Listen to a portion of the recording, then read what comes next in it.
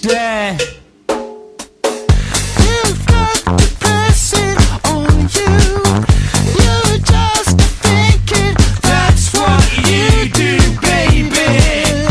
Hold it down there.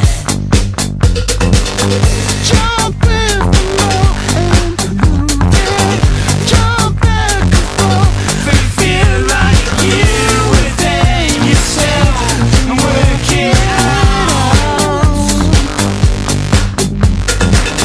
You've got to press it on you.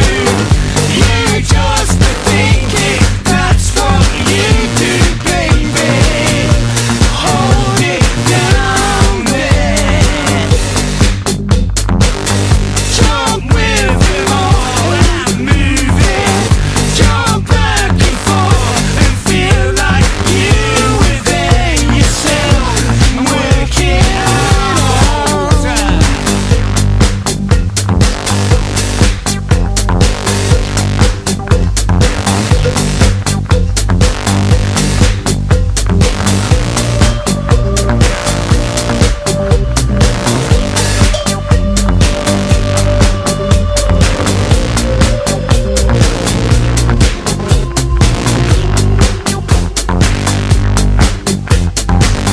So, I guess that was the second album done and dusted. Demon Days was all finished up.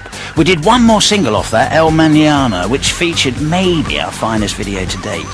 The one in which the inflatable island from Feel Good Inc. got all shot up and blown out of the sky. Noodle looked like she'd been shot up with it. High drama indeed. It's a spectacular image. Really? I'd go check it out online if you haven't seen it. I think it's the only time I've definitely actually got away with murder. And it was all on film. Anyway, we hadn't really toured the album. We played a little run of concerts at a tiny dive club called the, what was it now? The Manchester Opera House. And brought with us a few of the guests and showbiz personalities we'd had on the record. Yeah? Roots Maneuver, Martina Topley Bird, Ike Turner, the De La Souls, that Sean Ryder, 5-star lineup. And that went so well, we played a 5-night run at New York's legendary Harlem Apollo in April 2006 to sign off on it. We had all the guests again there, but were joined also by Mr. Dennis Hopper, which gave the evening an extra wow factor. A star-studded gala event indeed. And a phantasmagoria of sounds, colours and assaults on the senses. We brought the house down, almost literally. I think my bass was on 13 that night. The roof almost caved in. But once the door slammed shut on Gorillaz that evening, for me, that was it. I was sick of the sight and smell of the whole band. I just wanted to have a lost weekend. Somehow I managed to string it out for about 3 years. That's when the real trouble started. It's amazing what fun you can get up to with a Coots credit card and a great big bottle of absinthe. Here's Eugene McGuinness's new single, Lion. It's out on December the 5th, I believe. Put this in your tank and smoke it. So, that was it. Freedom. I remember burning down our old studio at one point, Kong Studios. I needed a big stack of cash, and that seemed like the fastest way of getting my hands on it. I just torched the place and cashed in on the insurance big time. I remember the date I did it too. The 25th of July 2008. That was the date of Jamie Hewlett's and Damon Albarn's Monkey King Opera at the Royal Opera House. I remember it well. After I burnt the place down, I then went to their opera and used the whole jaunt as like an alibi. I kicked the backs off seats and shouted really loudly to make sure everyone saw me in full flow. I blamed the fire on some local kids. They got banged up, actually. I used the money to set up somewhere brand new, somewhere really amazing. And then started what would become the most amazing part of Gorillaz' career. Plastic Beach, the ultimate Gorillaz album. Even now, that sends a shiver down my spine. But before I go into all that, here's a quick word from our sponsor. Get off! Get off! Just! There! That was Superfast Jellyfish from Plastic Beach by, that's by Gorillaz, my band. And also, I think that was one of the first tracks I wrote for Plastic Beach. Plastic Beach, what an album. So, I burnt down Kong, skipped the country, and set up my brand new studio. Built a fantastic new HQ on top of the floating landmass of garbage I'd found in the middle of the ocean. It took me ages to find that place, but I needed a secret location, somewhere not even Google could find me.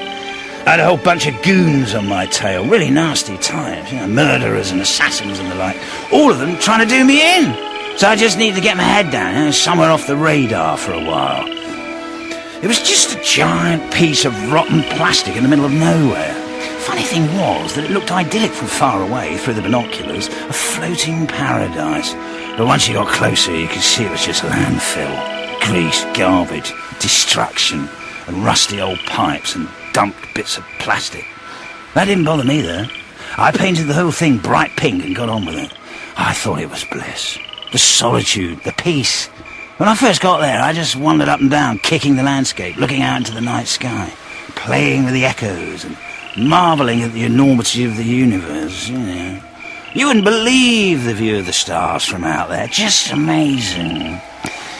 Anyway, I didn't need a studio at first. Initially, I just started twanging away on Logic, really, alone. Me, my bass, and a crate of rum, sat on the beach just warbling along to my spongy dub rhythms and recording it straight onto my laptop. Happy days, eh? And that's probably when I came up with that Superfast track. Bit by bit again, I started sketching out tracks and demos. I thought this would be the album, the really big one. I would take little portraits, musical snapshots of the whole world and assemble them together into one cohesive, vibrant vision. The nutty one from the inside of my head. And that album would be Plastic Beach. It would be epic in its ambition. Historical in its depth, breadth and focus. Plastic Beach would be a microcosm of the entire globe. And I thought, where better to start than one of the oldest civilizations known to man? First stop, Syria.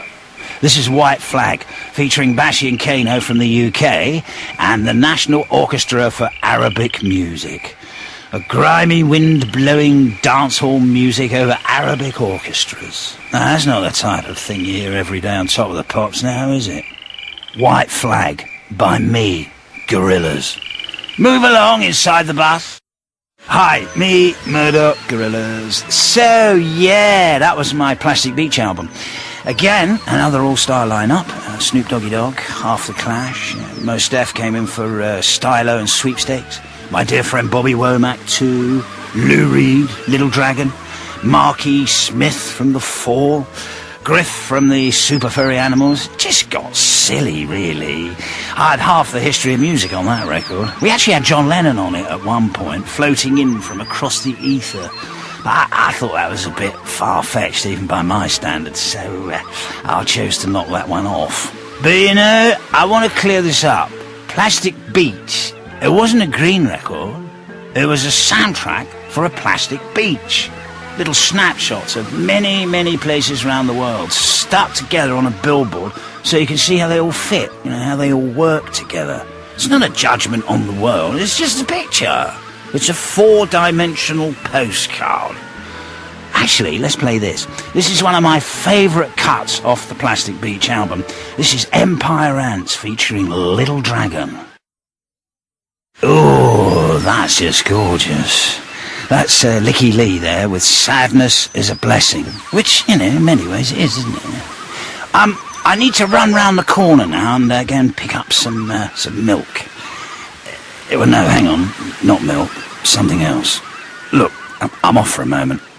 Here's a track by Wingless Angels. It's a bunch of Jamaican Rasta musicians, which is a project my dad, Keith Richards, put together with Justin Hines and recorded out in Jamaica in the mid-90s. Gorgeous, smoky textures on this. This one's called No Dark There. Wingless Angels. Can we get Andre on the phone? Or the other collaborator? Huh? Oh, back on. Right. Time to wake up a bit. Here's Napalm Death with You Suffer. Thanks for that. All better now. So, I've just realised I've left the car on a meter, so I'm going to have to wrap this little radio show up, I think. What if the whole world? What if the whole world? What if the whole world is crashing